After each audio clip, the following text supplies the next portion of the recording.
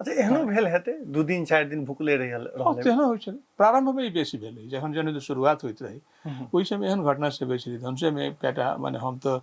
अर्धभूमिगत स्थिति में रही ओहि जखन जनयुद्ध शुरू भेल हम जनकपुर में रही लेकिन हम देखी कि साथी सब जेठिन सब आ ओकरा संगे संगे एक दू दिन तो हमरो भोगऽ पड़ल जे हम माने कहू कि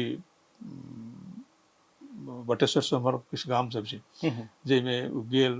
माओवादी के अथी जनयुद्ध शुरू भऽ गेल रही लेकिन भयग्रस्त स्थिति रही आब केकरो कहली जे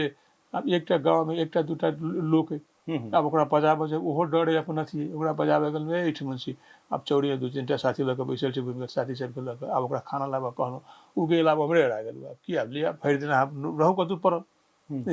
वैसे मित्र तो कम रहे दुश्मन बेसी रहे तो वह सार्वजनिक पर निकलो नहीं सकै बाद के स्थिति जखन जनयुद्ध शुरू भऽ गेलै तऽ माओवादी सब दिने में चलऽ लगलै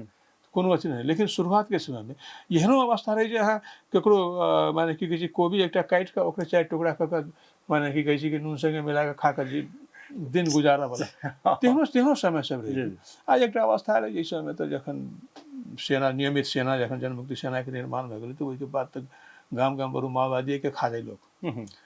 पहाड़ में खास करके अहाँ देखबी कि बड़ा इंटरेस्टिंग चीज पहाड़ में ठाम ठाम माओवादी के चाउर सब रखल जाएगी ओहिठाम